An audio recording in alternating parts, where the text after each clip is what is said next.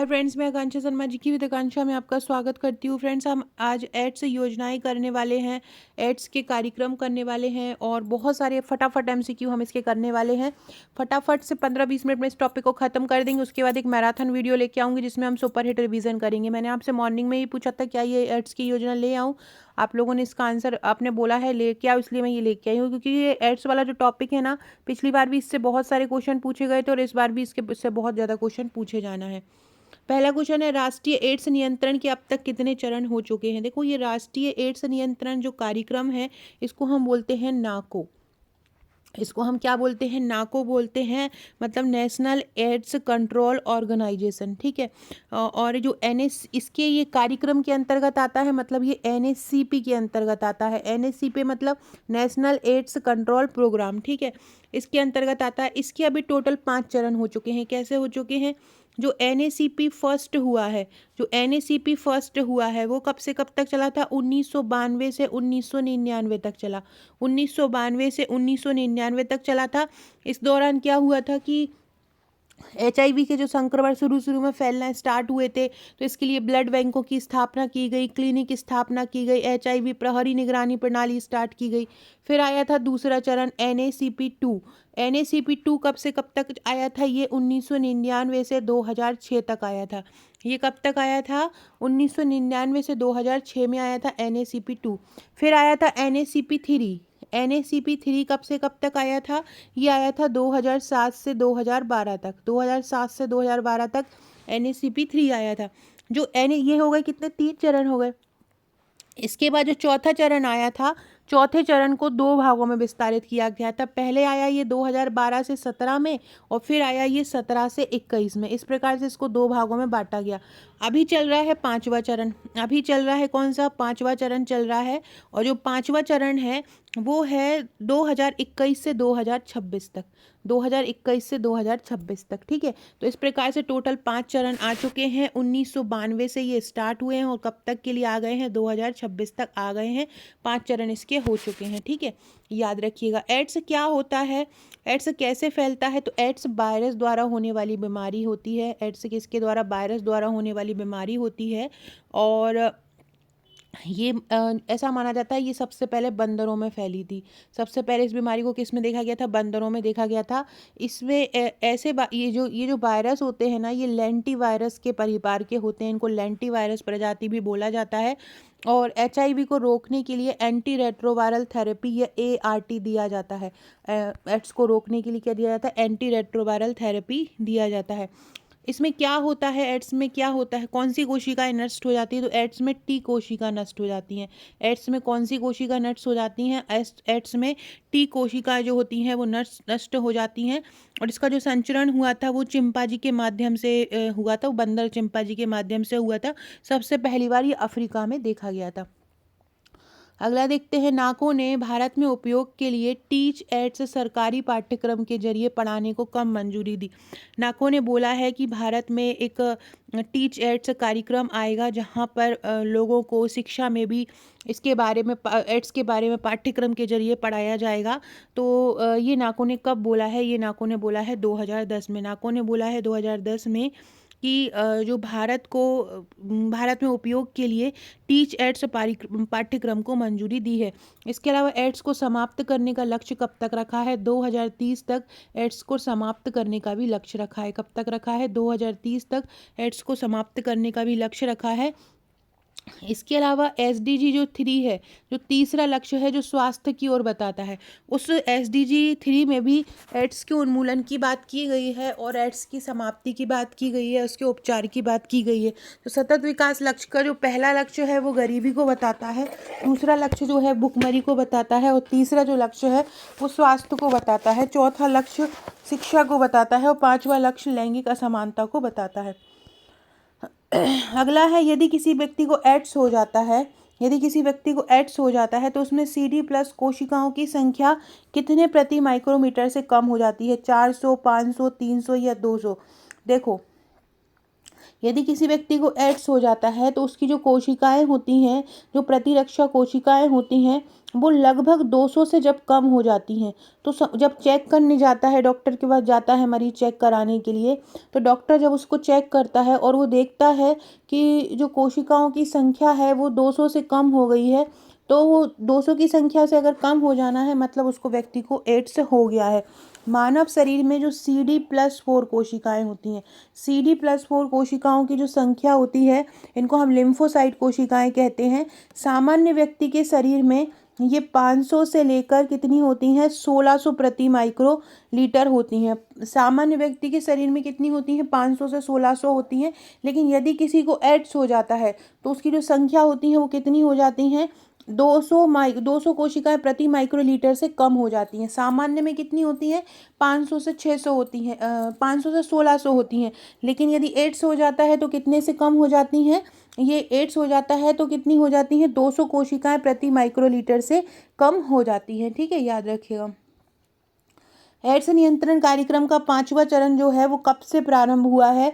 मैंने अभी बताया था कि एड्स नियंत्रण जो चरण है, जो कार्यक्रम हुआ है, वो 2021 से 2026 तक के बीच के लिए हुआ है।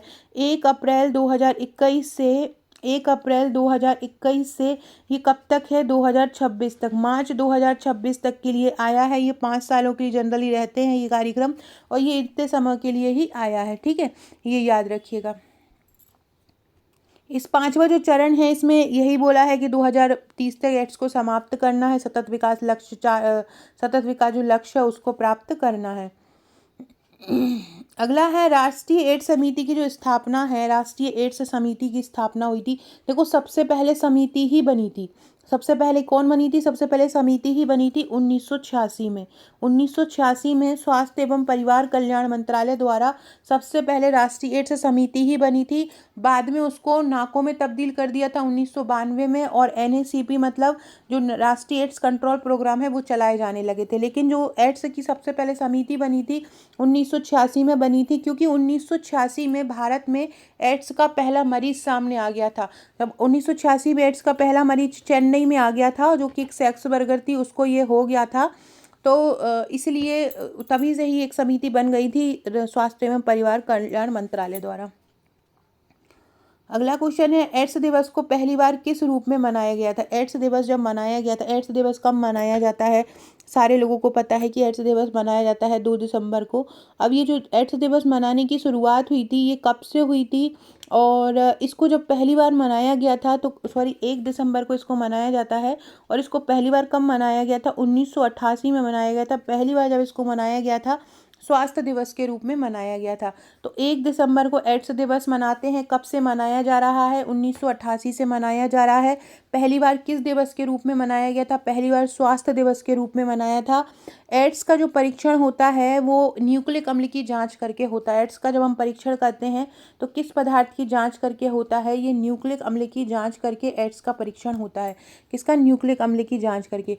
1986 या 87 में WHO ने भी HIV पर अपने वैश्विक कार्यक्रम स्टार्ट कर दिए थे। हमारे यहाँ भी समिति हो गई थी, और 1986-87 में जो विश्व स्वास्थ्य संगठन है उसने भी अपने कार्यक्रम जो है स्टार्ट कर दिए थे। वर्तमान में स्वास्थ्य एवं कल्याण मंत्री कौन है? जयप्रकाश नड्डा हैं, याद रखिएगा। और मध्य प्रदेश के लोक स्वास्थ्य मंत्री नरेंद्र शिवाजी पटेल हैं। तो पहली बार कब किस रूप में मनाया गया? पहली बार स्वास्थ्य दिवस के रूप में इसको मनाया गया था। अगला क्वेश्चन है, राष्ट्रीय एड्स समिति का गठन कब हुआ था? राष्ट्रीय एड्स समिति की बात चल रही है, तो राष्ट्रीय एड्स समिति सबसे पहले कब बनी थी? 1986-87 में सबसे पहले राष्ट्रीय एड्स समिति बनी थी, जिसने 1987 से कार्य करना आरंभ कर दिया था। 1987 से इसने कार्य करना आरंभ कर दिया था। स्वास्थ्य मंत्रालय द्वारा केंद्र और राष्ट्रीय स्तर पर तकनीकी सहायता देने ये आरंभ हो गई थी। आपसे पूछेंगे जो एड्स वायरस है उसकी खोज किसने की थी? उसकी खोज की थी एक मॉन्टेगिनियर नाम के एक व्यक्ति थे। मॉन्टेगिनियर नाम के एक व्यक्ति थे। इन्होंने सबसे पहले एड्स वायरस की खोज का श्रेय इन्हीं को जाता है, मॉन्टेगिनियर को। आपसे पूछे जो एड्स है उसको एड्स नाम किसने दिया था? एड्स को एड्स नाम किसने दिया था? तो USA की एक संस्था थी CDC। USA की एक संस्था थी CDC, उन्होंने इसको एक नाम दिया था एड्स। सीडीसी का मतलब होता है central for disease control and prevention. उन्होंने इसको 1982 में एड्स नाम दिया था। एड्स को एड्स नाम कब मिला था? 1982 में मिला था। इनमें से कौन सी थेरेपी एड्स मरीज के लिए नहीं है? देखो, एड्स मरीज के लिए मेनली जो थेरेपी होती है वो ART होती है। ART को हम क्या बोलते हैं? एंटी रेट्रोवायरल थेरेपी बोलते हैं। तो ART भी एड्स के लिए होती है, जिसको हम क्या बोलते हैं? Anti retroviral therapy. ये भी किसके लिए होती है? ये भी एड्स मरीज के लिए होती है। AZT को क्या बोलते हैं? एजिडोथाइमिडिन थेरेपी।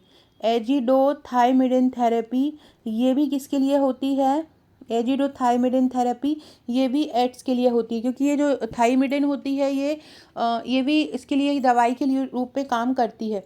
ठीक है। इसके अलावा AFT इसकी दवाई नहीं होती। तो पहला और दूसरा इसका जो आंसर होगा वो इसका सही हो जाएगा। कौन नहीं होगा? तो AFT इसका आंसर नहीं होगा। ART और AZT ये दोनों दवाइयाँ एड्स के मरीज को दी जाती हैं। ये इसके जो उपचार होते हैं वो प्री एक्सपोजर है ना, प्रोफिलैक्सिस मतलब तत्काल देने वाले, या REP के नाम से जाने जाते हैं। प्री एक्सपोजर के नाम से जाने जाते हैं, जो होता है फिलॉक्सिस के नाम से जाने जाते हैं, और PREP के नाम से इसको जाना जाता है। इसमें कोशिकाएं कितने से कम हो जाती हैं? 200 प्रति माइक्रोलीटर से कम हो जाती हैं।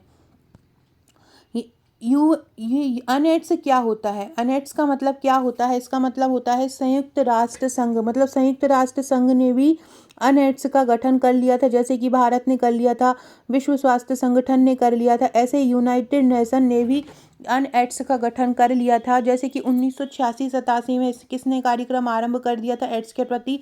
WHO ने भी कर दिया था, और हमारी भारत सरकार ने भी इसके लिए समिति बना दी थी।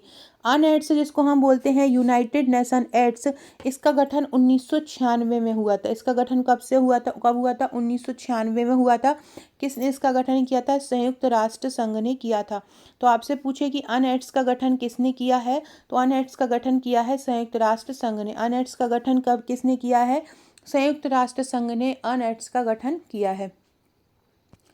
अगला है विश्व एड्स दिवस मनाने की शुरुआत कब से हुई है? विश्व एड्स दिवस मनाने की शुरुआत 1988 से हुई है। एड्स दिवस कब मनाया जाता है? 1 दिसंबर को मनाया जाता है। और पहली बार इसको किस दिवस के रूप में मनाया गया था? पहली बार इसको स्वास्थ्य दिवस के रूप में मनाया था। पहली बार इसको क्या हुआ था? स्वास्थ्य दिवस। देखो फ्रेंड्स, एक टॉपिक ये कंप्लीट कर लिया ना आपने, इसके बाहर एक भी प्रश्न नहीं जाएगा। तो ये समझ लो आपके इसके 3 से 4 नंबर पक्के ही हो गए, क्योंकि एड्स से पहला जो सेक्शन है उसमें भी आएगा, और 4th जो सेक्शन है वहाँ तो एड्स अलग से लिखा ही हुआ है, तो 3-4 क्वेश्चन वहाँ से देंगे ही देंगे। तो ये टॉपिक कंप्लीट कर लिया, आपने अपने नंबर पक्के कर ली। इसलिए छोटे छोटे टॉपिक भी साथ में करते जाइए, फटाफट मैं करवा रही हूँ। और इसकी MCQ आपको हमारे हम जीतेंगे MCQ बैच में मिल जाएगी। जिसको भी हमारा MCQ बैच लेना है, सारी तैयारी हो गई है, पर सब टॉपिक के MCQ नहीं मिल रहे हैं। सारे एक साथ MCQ कहाँ से लोगे, कैसे पढ़ोगे? तो आप हमारा MCQ बैच ज्वाइन कर लो, वहाँ पर आपको सारे MCQ मिल जाएंगे। टॉपिक वाइज सारे MCQ डले हुए हैं, जैसे कि सारे अधिनियम के 2000 प्लस MCQ हैं, सारी योजनाओं के करीब 1500 प्लस MCQ हैं, न्यूट्रिशन, ICMR, टीकाकरण के करीब 300-400 MCQ हैं, कुपोषण के करीब 300-400 MCQ हैं। इसके अलावा जो योजनाएं हैं, योजनाओं की पूरी विभागीय योजनाओं की एक अलग ई-बुक बना दी है, जिसमें सारे विभाग की योजनाओं के MCQ हैं। हर योजना का डीप में, ऐसा नहीं है केवल एक थोड़ा बहुत करा दिया, हर योजना का बहुत डीप में कराया, हर अधिनियम के बहुत डीप में MCQ करवाएं, मतलब पूरे MCQ करवाए हैं। इसके अलावा जो मानव अंगों का पूरा जो डिवाइडेशन किया है, पाचन तंत्र, ग्रंथि, हार्मोन, प्रजनन तंत्र, इनको भी बहुत अच्छे से MCQ मिल जाएंगे। केवल 399 रुपये का चार्ज है। अगर आप MCQ पूरा लगाना चाहते हैं तो आप 7 दिन में अकेले वो भी लगाएंगे ना, तो भी आपका सिलेक्शन हो जाएगा। इसके अलावा मैं एक वीडियो लेके आने वाली हूँ, इसमें लेके आऊँगी पूरे एक्ट, हर एक्ट जो है वो आरंभ कब हुआ था, हर एक्ट में मतलब हर एक्ट की सज़ा क्या है, और हर एक्ट के सब मेन मुख्य प्रावधान क्या है, ये एक मैं वीडियो में लेके आऊँगी, आपको कल ही लेके आऊँगी। उससे आपका पूरा का पूरा अधिनियम जितने भी हैं, 10 से 15 अधिनियम है, पूरे के पूरे क्लियर होते जाएंगे। तो जो न्यू है चैनल पर सब्सक्राइब जरूर कर लीजिएगा, ताकि आपको नोटिफिकेशन मिलता रहे। या आप हमारा टेलीग्राम ग्रुप ज्वाइन कर लीजिए, व्हाट्सएप ग्रुप ज्वाइन कर लीजिएगा, वहाँ भी मैं वीडियो की लिंक पहुँचा देती हूँ। अगला क्वेश्चन है, राष्ट्रीय एड्स नियंत्रण कार्यक्रम का तीसरा जो चरण था वो कब आरंभ हुआ था? मैंने अभी बताया था कि सबसे पहला चरण कब से आरंभ हुआ था, 1992 से 1999 में हुआ। दूसरा चरण कब हुआ था? 1999 से 2006 में दूसरा चरण हो चुका है। तीसरा चरण इसका कब हुआ है? तीसरा चरण जो हुआ है 2007 से 2012 में हुआ। तो तीसरा चरण कब से आरंभ हुआ? 2007 से 2012। जो चौथा चरण है उसको 2 बार विस्तारित कर दिया था। एक 2012 से 2017 में था और फिर 2017 से उसको 2021 तक बढ़ा दिया था। और अभी 5वां चरण चल रहा है, वो कब से कब तक चल रहा है? 2021 से 2026 तक चल रहा है। तो ठीक है, तीसरा चरण कब आरंभ हुआ? 2007 में हुआ। तीसरे चरण में 4 दिशा वाली कार्यनीति अपनाई। आपसे पूछेंगे जो राष्ट्रीय एड्स नियंत्रण कार्यक्रम है उसके किस चरण में 4 दिशा वाली कार्यनीति अपनाई थी? तो तीसरे चरण में अपनाई थी। कार्यक्रम का जो प्रथम वर्ष में था उसमें ये देखा था कि ऐसे उच्च दर वाले क्षेत्र जहाँ पर लोग ज़्यादा हैं, इनके एड्स के लोग ज़्यादा हैं, वहाँ पर इसकी दर को 60% तक घटाना और संवेदनशील राज्यों में 40% तक घटाना इसका मुख्य उद्देश्य था। संवेदनशील राज्यों में 40% तक और नॉर्मल राज्यों में 60% तक घटाना। साथ में जो तीसरा चरण है उसमें 4 दिशा वाली कार्यनीति अपना, ये भी याद रखना। अगला क्वेश्चन है, जो एड्स वायरस होता है वो किस परिवार के अंतर्गत आता है? एड्स वायरस जो होता है वो रेट्रोवायरस परिवार के अंतर्गत आता है।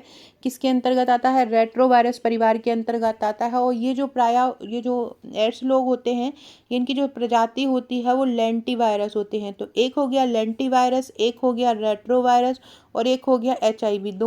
तीनों ही आपको एड्स से संबंधित याद रखना है। HIV के जो प्रकार होते हैं, HIV के जो प्रकार होते हैं वो क्या होते हैं कि 2 प्रकार के होते हैं। एक होता है HIV-1 और एक होता है HIV-2।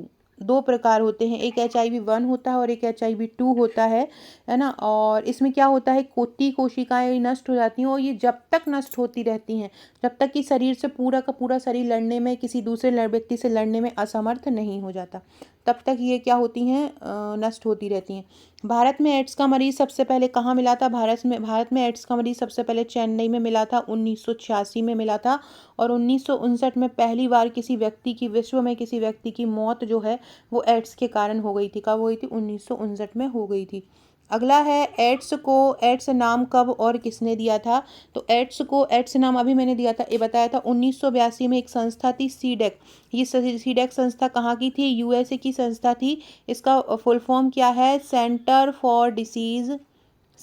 For disease control and prevention, ये इसका फुल फॉर्म था। और इन्होंने एड्स को सबसे पहले 1982 में एड्स को एड्स नाम दिया था। अगला है, एड्स के दौरान जो थेरेपी दी जाती है उसको क्या बोलते हैं? प्रोफिलैक्सिस बोलते हैं, बिल्कुल सही है। अंतर एफाइलोक्सिस बोलते हैं। ये तो अंतर एफाइलोक्सिस क्यों बोलेंगे, अभी मैंने बताया था कि इसको केवल इसकी जो थेरेपी होती है वो प्री एक्सपोजर और प्रोफिलैक्सिस कहलाती। तो प्रोफिलैक्सिस तो कहलाइए, ये नहीं कहलाइए, तो प्रोफिलैक्सिस इसका आंसर हो जाएगा। अगला है, राष्ट्रीय एड्स नियंत्रण कार्यक्रम का दूसरा चरण कब समाप्त हुआ? तो पहला चरण 1992 से 1999 में आया और दूसरा चरण 1999 से 2006 में आया। तो दूसरा चरण कब समाप्त हुआ? 2006 में इसका दूसरा चरण समाप्त हो गया था। तीसरे चरण में तो 4 दिशा वाली कार्यनीति अपनाई थी। दूसरे चरण में क्या हुआ था? STD प्रबंधन, जो सेक्सुअल ट्रांसमिशन डिसीज है उसका प्रबंधन किया गया, कंडोम का प्रसार किया गया, NGO के माध्यम से जागरूकता फैलाई गई। ठीक है, इसके अलावा जो व्यापारिक यौन कामगार होते हैं उन पर भी प्रतिबंध लगाया गया, है ना। तो ये सारे जो है दूसरे चरण में किए गए थे।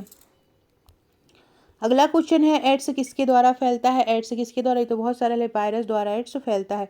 किस थेरेपी द्वारा एड्स को रोका जा सकता है? एंटी रेट्रोवायरल थेरेपी द्वारा एड्स को रोका जा सकता है, क्योंकि रेट्रोवायरस परिवार का होता है। HIV का पहले प्रकार सबसे पहले किस जानवर में फैला था? HIV का जो सबसे पहले फैला था, अफ्रीका में फैला था। अफ्रीका में चिंपांजी पाए जाते हैं, बड़े बड़े बंदर, उन्हीं में ही सबसे पहले एड्स देखा गया था। और एड्स की खोज किसने की थी? सबसे पहले मॉन्टेगिनियर ने की थी। HIV जो फर्स्ट होता है उसका संचरण सबसे पहले कहाँ देखा गया था? HIV फर्स्ट का संचरण सबसे पहले बंदर चिंपांजी के माध्यम से मध्य अफ्रीका में हुआ था। और HIV दूसरा हुआ था वो भी पश्चिमी अफ्रीका में हुआ था। 1959 में सबसे पहले मृत्यु हो गई थी और मध्य भारत में 1986 में एक सेक्स वर्कर को ये हो गया था। विश्व स्वास्थ्य संगठन ने HIV पर अपना वैश्विक कार्यक्रम कब आरंभ किया? 1986 में आरंभ किया था, 1986-87 में आरंभ किया था। अगला है नाको जो है कितनी रोकथाम समितियों के साथ मिलकर एड्स का नियंत्रण करती है। नाको क्या होता है? नाको एक संस्था होती है जो कि राष्ट्रीय एड्स कंट्रोल ऑर्गेनाइजेशन होता है और ये राष्ट्रीय परिवार कल्याण मंत्रालय के अंतर्गत आती है। ये 35 एड्स रोकथाम समितियों के माध्यम से काम करती है। कितनी? 35 एड्स रोकथाम समितियों के माध्यम से ये काम करती है। 35 संस्थाएं आपस में जुड़ती हैं, उनके माध्यम से ये काम करती है। ठीक है, ये याद रखना। और ये आईसीएमआर के साथ मिलकर नाको जो है वो आईसीएमआर के साथ मिलकर, मतलब आईसीएमआर और नाको दोनों साथ में मिलकर हर 2 साल में एचआईवी का आकलन भी करते हैं। हर 2 साल में क्या करते हैं? एचआईवी का आकलन भी करते हैं कि कितना क्या प्रसार हुआ है, ये सारी चीज़ें देखते हैं। ठीक है, अगला क्वेश्चन है, एड्स पेंशन योजना में 60 से 80 वर्ग के बुजुर्गों को कितने रुपए की सहायता दी जाती है। जो पेंशन वाला योजना है आपकी, जो निःशक्त विभाग की योजना है, उसमें पेंशन वाला योजना बहुत ज़्यादा इम्पोर्टेंट है, तो वो भी आपको बहुत अच्छे से कर लेना। निःशक्त विभाग की योजना एड्स पेंशन योजना क्या बोलती है? एड्स पेंशन योजना की 60 वर्ष से यदि कम का व्यक्ति है, 60 से अगर कम का है, 60 से कम है तो उसे दिए जाएंगे 1500 रुपये, उसे 1500 रुपये पेंशन दी जाएगी। लेकिन अगर 60 से 79 वर्ष का है, 60 से 79 वर्ष का है तो उसको दिए जाएंगे 2000 रुपये। 60 से 79 वर्ष का है तो कितने दिए जाएंगे? 2000 रुपये दिए जाएंगे। ठीक है, तो इसका आंसर क्या आ जाएगा? क्योंकि 60 से 80 वर्ष तक का आ रहा है तो 2000 रुपये आ जाएगा। एड्स निवारण नियंत्रण अधिनियम 2017 में बना था, ये भी याद रखना। एचआईवी के कारण सबसे पहले मृत्यु कब हुई थी? 1959 में हुई थी, वहीं अफ्रीका में हुई थी। एड्स नियंत्रण कार्यक्रम का चौथा चरण कब समाप्त हुआ था? मैंने आपको बताया था जो चौथा चरण हुआ था वो 2 भागों में बटा हुआ था, एक 2012 से 17 और 2017 से 21। बिना भेदभाव के समानता बढ़ाना, युवा गर्भवती महिला पर अधिक ध्यान इसमें दिया गया था। इसमें 50% नए संक्रमण खत्म करना इसका उद्देश्य था। तो ये कब खत्म हुआ था? 2021 में खत्म हुआ था। गर्भवती महिला पर इसमें विशेष फोकस किया गया था। अगला है, प्रोजेक्ट सनराइज किन राज्यों के लिए आरंभ किया था? जो प्रोजेक्ट सनराइज एक योजना होती है जो एड्स मरीजों के लिए ही आरंभ की गई थी। आपसे पूछ सकते हैं ये प्रोजेक्ट सनराइज किन के लिए थी? तो एड्स मरीजों के लिए थी जो उत्तर पूर्वी क्षेत्र हैं, जो 8 उत्तर पूर्वी राज्य हैं उन वहाँ पर एड्स की रोकथाम करने के लिए 2015 में इसको लॉन्च किया गया था। प्रोजेक्ट सनराइज को कब लॉन्च किया? 2015 में।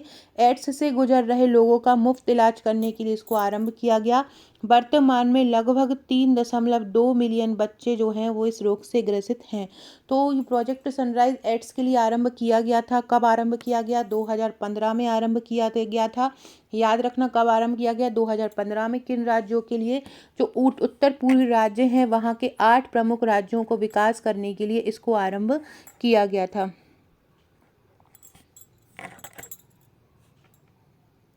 अगला क्वेश्चन है, विश्व एड्स दिवस कब मनाया जाता है? विश्व एड्स दिवस 1 दिसंबर को मनाया जाता है। कब से मनाया जा रहा है? ये 1988 से मनाया जा रहा है।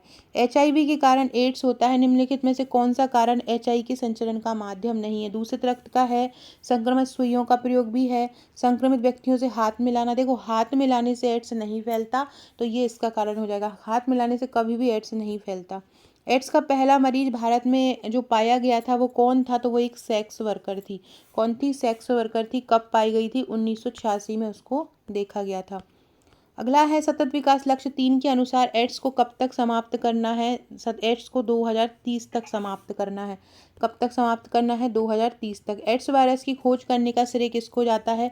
ल्यूक एंटोनी मॉन्टेगिनियर को एड्स वायरस की खोज करने का श्रेय जाता है। एचआईवी वायरस में कौन सा आनुवंशिकी पदार्थ पाया जाता है? देखो जितने भी वायरस होते हैं उस सारों में या तो आरएनए पाया जाता है या डीएनए पाया जाता है। अब एचआईवी अगर वायरस अगर है किसी व्यक्ति को तो उसमें क्या पाया जाएगा? तो उसका बारे में पूरा बता। सबसे पहले आपको ये ध्यान रखना है कि इसकी दोनों प्रजाति आपको याद रखना है। ये किस किस के द्वारा होता है, किस बैक्टीरिया के कारण किस वायरस के कारण होता है, वायरस की प्रजाति कौन कौन सी है, ये सारी चीज़ें आपको याद होना चाहिए। इसके अलावा ये आईसीएमआर के साथ मिलकर कितने वर्षों में एचआईवी का आकलन करता है? तो हर 2 वर्षों में ये एचआईवी का आकलन करता है, ये आपको पता होना चाहिए। इसके अलावा जो एड्स है, एड्स में कौन सी कोशिकाएं नष्ट हो जाती हैं, तो एड्स में CD+4 जो कोशिकाएं होती हैं, CD+4 कोशिकाएं होती हैं वो नष्ट हो जाती हैं। HIV वायरस किस प्रकार का पदार्थ होता है? HIV एक आनुवांशिकी पदार्थ होता है, HIV का वायरस जो होता है, और इसमें सिंगल स्ट्रैंडेड RNA होता है। सिंगल स्ट्रैंडेड RNA का मतलब होता है SSRNA। SSRNA का मतलब होता है सिंगल स्ट्रैंडेड RNA, मतलब इसमें सिंगल स्ट्रैंडेड RNA पाया जाता है, SSRNA पाया जाता है। तो HIV वायरस में कौन सा RNA पाया जाता है? SSRNA पाया जाता है। ये SSRNA क्या करता है? CD+4 कोशिका से जुड़कर CD+4 कोशिका से जुड़ जाता है और ट्रांसक्रिप्टेज एंजाइम की सहायता से SSDNA में बदल जाता है। किसके सहायता से? ट्रांसक्रिप्टेज एंजाइम की सहायता से SSDNA में बदल जाता है और मानव DNA के साथ जुड़कर अपनी प्रतिलिपि बनाता है। तो पहले ये कैसा होता है? सिंगल स्ट्रैंडेड RNA होता है, बाद में ये अपनी प्रतियां बनाकर और DNA के साथ जुड़कर पूरे मानव शरीर में फैल जाता है। नाको ने किस कार्यक्रम के तहत 2012 में हिजरा ध्वज कार्यक्रम चलाया? ये उनका ही एक कार्यक्रम है, उन्हीं लोगों के लिए है जो योजनाएं चलती हैं यूनिसेफ वगैरह की। तो ये जो उर्दू टाइप का वर्ड है हिजरा कार्यक्रम, तो ये आपको याद रखना है कि जो हिजरा कार्यक्रम है किसके द्वारा ये हिजरा कार्यक्रम चलाया गया था, और ये हिजरा कार्यक्रम किस रोग के लिए चलाया जाता है ये भी आपको याद रखना है। तो हिजरा जो कार्यक्रम है 2012 में नाको ने 2012 में नाको ने बहुत सारे संगठन के साथ मिलकर पहचान कार्यक्रम के तहत, किसके तहत? पहचान कार्यक्रम के तहत हिजरा कार्यक्रम चलाया। इसमें ऑप्शन में पहचान नहीं लिखा है, तो पहचान कार्यक्रम के तहत हिजरा कार्यक्रम चलाया। आपसे पूछेंगे कि नाको ने किस कार्यक्रम के तहत 2012 में हिजरा ध्वज कार्यक्रम चलाया है, तो नाको ने 2012 में जो हिजरा ध्वज कार्यक्रम चलाया है वो पहचान कार्यक्रम के तहत चलाया है। किसके? पहचान कार्यक्रम के तहत हिजरा कार्यक्रम चलाया है। रेड रिबन एक्सप्रेस ने कितने राज्यों का दौरा किया? रेड रिबन एक्सप्रेस जो है 2007 से आरंभ हुई थी। 1 दिसंबर 2007 से रेड रिबन एक्सप्रेस को आरंभ किया था। HIV के बारे में जागरूकता फैलाने को इसको आरंभ किया था। सोनिया गांधी ने इसमें झंडी दिखाई थी और ये 162 स्टेशन पर ये गई, 162 स्टेशन पर गई और इसने कितने राज्यों का दौरा किया? 23 राज्यों का इसने दौरा किया। 162 तो कितने? 162 तो ये स्टेशन पर गई और इसने 23 राज्यों का दौरा किया, ये आपको याद रखना है। एड्स के 3 चरण होते हैं। एक होता है तीव्र संक्रमण होता है जिसको हम तीव्र रेट्रोवायरस सिंड्रोम बोलते हैं, इसको हम प्राथमिक HIV बोलते हैं। दूसरा होता है क्लिनिकल जो होता है, क्रोनिक होता है, उपचार के बिना 3 से 10 वर्ष तक रह जाते हैं। और एक अवसरवादी होता है, उसमें इलाज करना ही पड़ता है। अगला है एड्स के परीक्षण में किसकी जांच की जाती है? प्रोटीन की जाती है, न्यूक्लिक अम्ल की जाती है, नाइट्रोजन की जाती है या जल की जाती है? तो एड्स का जब हम परीक्षण करते हैं तो न्यूक्लिक अम्ल की जांच करते हैं। किसकी करते हैं? न्यूक्लिक अम्ल की जांच करते हैं। और जो तीव्र संक्रमण होता है 2 से 4 सप्ताह तक का होता है, उसमें लिम्फ नोड में सूजन आ जाती है, जनन अंग में घाव हो जाते हैं, नैदानिक जो है टी लिम्फोसाइट को धीरे धीरे संक्रमित करता है ना। एड्स मरीज की जो दवाइयाँ होती हैं वो ART और AZT होती है, ये मैंने आपको बता ही दिया है। एड्स वायरस क्या होता है? सिंगल स्ट्रैंडेड RNA होता है। ये सिंगल स्ट्रैंडेड RNA और प्रोटीन से मिलकर बना होता है, लेकिन जब इसकी हम जांच करते हैं तो इसकी जांच न्यूक्लिक अम्ल द्वारा होती है। इसकी जो मेम्ब्रेन होती है लिपिड की बनी होती है। इसका जो वंश होता है वो लेंटिवायरस होता है। SSRNA क्या होता है? CD+4 कोशिकाओं से जुड़ जाता है और ट्रांसक्रिप्टेज एंजाइम की सहायता से SSDNA में बदल जाता है। एड्स की जांच में एक तो सबसे पहले रैपिड किट टेस्ट होता है। रैपिड किट टेस्ट में क्या होता है? ब्लड सैंपल का टेस्ट करते हैं। एक होता है एलिसा टेस्ट। एलिसा टेस्ट इसको हम बोलते हैं एंजाइम लिंक्ड इम्यूनोसॉर्वेंट टेस्ट। क्या होता है? Enzyme linked immunosorbent test. Rapid test के सकारात्मक आने पर इसको किया जाता है। एक होता है western blot test. Western blot test क्या होता है? इसमें HIV एंटीजन नाइट्रोसेलुलोज पेपर पर अवशोषित होते हैं। HIV जो एंटीजन होते हैं किस पेपर पर होते हैं? नाइट्रोसेलुलोज। और HIV वायरल लोड टेस्ट भी इसी के लिए होता है। और एक NAS भी होता है जो कि न्यूक्लिक अम्ल टेस्ट होता है। CD4 जितना ज़्यादा होता है व्यक्ति उतना ही स्वस्थ माना जाता है। एड्स निवारण अधिनियम कब बना था? 2017 में बना था। एड्स नियंत्रण के 5वें चरण के अनुसार 5वां चरण कब समाप्त होना है? 2021 से 2026 तक होना है। पहला चरण कब से कब तक चला था? पहला जो चरण चला था 1992 से 99 तक पहला चरण इसका चलाया गया था। एड्स निवारण अधिनियम कब आया था, बहुत इंपॉर्टेंट है। एड्स निवारण जो अधिनियम आया था वो 2017 में आया था, बहुत ही ज़्यादा इंपॉर्टेंट है फ्रेंड्स। अगला वीडियो बहुत फटाफट वाला लेके आने वाली हूँ, फटाफट बहुत सारे प्रश्न एक वन शॉट में हम करेंगे, तो अगला वीडियो जरूर देखिएगा। राष्ट्रीय एड्स नियंत्रण कार्यक्रम के तीसरे चरण में कितने दिशा वाली कार्यनीति अपनाई, अपन ने अभी पढ़ा था 4 दिशा वाली कार्यनीति अपनाई थी। एड्स में कौन सी कोशिकाएं सबसे पहले प्रभावित होती हैं, एड्स में टी कोशिकाएं सबसे पहले प्रभावित होती हैं। प्रोजेक्ट सनराइज की शुरुआत 8 उत्तर पूर्वी राज्यों के लिए कब की गई थी, 2015 में की गई थी। नाको का मुख्यालय कहाँ है, नाको क्या होता है, नाको मैंने अभी बताया था नेशनल एड्स कंट्रोल ऑर्गेनाइजेशन होता है, नाको जो होता है। और नाको स्वास्थ्य परिवार मंत्रालय, स्वास्थ्य कल्याण मंत्रालय के अंतर्गत आता है। इसका मुख्यालय कहाँ पर है, दिल्ली में है। नाको की स्थापना कब हुई थी, नाको की स्थापना 1992 में हुई थी। कब हुई थी नाको की स्थापना, 1992 में हुई थी। एड्स का वायरस शरीर की किस प्रणाली पर हमला करता है, प्रतिरक्षा प्रणाली पर। एड्स का जो वायरस होता है शरीर की प्रतिरक्षा प्रणाली पर हमला करता है। कौन सा टेस्ट एड्स की जांच के लिए किया जाता है, वेस्टर्न ब्लॉट जो टेस्ट होता है उसका उपयोग हम एड्स की जांच के लिए करते हैं। ये वेस्टर्न ब्लॉट जो ब्लॉट टेस्ट होता है, ये मैंने अभी बताया था नाइट्रोसेल्युलोज पेपर पर, नाइट्रोसेल्युलोज पेपर पर ये अवशोषित होते हैं। नाइट्रोसेल्युलोज पेपर पर ये क्या होते हैं, अवशोषित होते हैं, वहीं से हम इसको करते हैं। भारत में एड्स का मरीज सबसे पहले कब मिला था, भारत में एड्स का मरीज सबसे पहले 1986 में मिला था। रेड रिबन एक्सप्रेस की शुरुआत कब हुई थी, रेड रिबन एक्सप्रेस की शुरुआत 2007 में हुई थी। और रेड रिबन जो एक्सप्रेस है वो लगभग 23 राज्यों में 162 स्टेशन पर रुकी थी। इस ट्रेन में टीबी, मलेरिया, बाल स्वास्थ्य, स्वच्छता आदि के बारे में जानकारी दी गई थी और सोनिया गांधी ने इस पर हरी झंडी फहराई थी। बहुत इंपॉर्टेंट है, बहुत जगहों पर ये पूछा गया है। एड्स नियंत्रण कार्यक्रम के तीसरे चरण में उच्च जो राज्य होते हैं, उच्च दर वाले जो राज्य होते हैं, उसको कितने प्रतिशत तक घटाने का लक्ष्य रखा गया था। जो एड्स का जो तीसरा कार्यक्रम आया था, तो एड्स का जो तीसरा कार्यक्रम आया था 2007 से 12 तक आया था। इसमें उच्च दर जो होती थी राज्यों की, उनको 60% कम करना था और जो संवेदनशील राज्य थे उनको 40% तक कम करना था। राष्ट्रीय एड्स नियंत्रण कार्यक्रम के पहले चरण, जो पहला चरण 1992 से 99 में आया था, तो पहले चरण में कितने ब्लड बैंकों की स्थापना हुई थी, 685 ब्लड बैंकों की स्थापना हुई, 504 एसटीडी क्लिनिक की स्थापना हुई थी और एचआईवी प्रहरी निगरानी प्रणाली के रूप में भी इसकी स्थापना हुई थी। अगला है एचआईवी सबसे पहले किस देश में देखा गया था, पश्चिमी अफ्रीका में चिंपांजी में सबसे पहले इसको देखा गया था। अगला क्वेश्चन है नाको आईसीएमआर के साथ मिलकर कितने वर्ष में एचआईवी का आकलन करता है, 2 वर्षों में एचआईवी का आकलन नाको करता है। नैदानिक संक्रमण में किस कोशिकाओं की संख्या घट जाती है, CD+4 कोशिकाओं की संख्या घट जाती है। 200 से कम हो गई मतलब एड्स है, 500 से 1600 सामान्य जो होती है संख्या होती है। राष्ट्रीय एड्स नियंत्रण कार्यक्रम के किस चरण को 2 बार विस्तारित किया गया था, जो चौथा चरण है उसको 2 बार विस्तारित किया गया था। किसको, चौथे चरण को, चौथे चरण को 2 बार विस्तारित किया गया था। एक 2012 से 17 था और 2017 से 21 था। इसको चौथे चरण को 2 बार विस्तारित किया गया था। गर्भवती माता से बच्चों में जो एड्स फैलता है वो किसके द्वारा फैलता है, प्लेसेंटा द्वारा। गर्भवती माता से बच्चों में एड्स फैल जाता है, किसके द्वारा फैल जाता है, प्लेसेंटा के द्वारा गर्भवती माता से बच्चों में फैल जाता है। कौन सा टेस्ट एड्स का एचआईवी के प्रति एंटीबॉडी की मौजूदगी का पता लगाने के लिए किया जाता है कि इसमें एंटीबॉडी की मौजूदगी स्थित हो रही है। एलिसा का जो टेस्ट होता है एंजाइम लिंक्ड होता है, जो एलिसा टेस्ट होता है एंजाइम लिंक्ड टेस्ट जिसको हम बोलते हैं इम्यूनोसॉर्बेंट टेस्ट बोलते हैं। इसमें एंटीबॉडी की मौजूदगी का पता लगाया जाता है। यदि एंटीबॉडी पॉजिटिव में आती है तो इसका मतलब व्यक्ति को एड्स हो गया है। तो पूछेंगे कौन सा टेस्ट एंटीबॉडी की मौजूदगी का पता लगाता है, तो एलिसा टेस्ट लगाता है।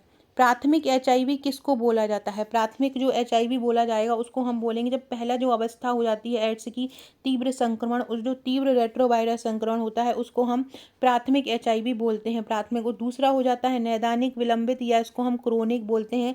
अवसरवादी जो होता है वो तीसरा संक्रमण हो जाता है। एसटीडी क्या होता है, एसटीडी एक यौन संबंध होते हैं, सेक्सुअल ट्रांसमिशन डिसीज जिसको बोलते हैं, जैसे कि गोनोरिया है। एड्स वायरस किस प्रकार के वायरस से संक्रमित होते हैं, लेंटी वायरस से संक्रमित होते हैं। फ्रेंड्स कमेंट करके बताइएगा कि सूजाक रोग किसको बोलते हैं, सूजाक रोग किसको बोलते हैं। सारे लोग मुझे कमेंट करके बताइएगा कि सूजाक रोग किसको कहते हैं। सारे लोग कमेंट कीजिएगा जिनको भी मेरे वीडियोज़ पसंद आते हैं। और बाल विकास का मैराथन लेके आऊँगी भी शाम को, इसके अलावा रिवीजन भी लेके आने वाली हूँ। इसके अलावा बहुत सारे लोगों के अधिनियम और प्रबंधन के लिए मेरे पास मैसेज आए हैं, तो उसका मैराथन वीडियो में मैं करवा देती हूँ। थ्योरी के साथ करवा दूंगी, फटाफट हो जाएगा। एमसीक्यू में थोड़ा सा टाइम लगता है, थ्योरी बहुत जल्दी फटाफट समझ में आ जाएगी, तो आप बहुत अच्छे से एग्जाम में एमसीक्यू लगाकर आ पाएंगे। फ्रेंड्स, ये हमारा आबकारी आरक्षक का बैच जल्द ही आने वाला है, जो आपको ई बुक मिलने वाली है हमारी। ये कंप्यूटर के 1000 प्लस एमसीक्यू मिलेंगे, ये विभागीय योजनाओं की ई बुक मिलेगी, ये अधिनियम के 2000 प्लस एमसीक्यू मिलेंगे, विशेष आवश्यकता वाले बच्चे मिलेंगे, स्वास्थ्य नीति और योजनाएं मिलेंगी, मादा प्रजनन, स्कूल पूर्व शिक्षा, ये सारे ई बुक आपको हमारे बैच में मिल जाएंगे। जो भी लेना चाहता है व्हाट्सअप कर दीजिएगा। Okay friends, thank you.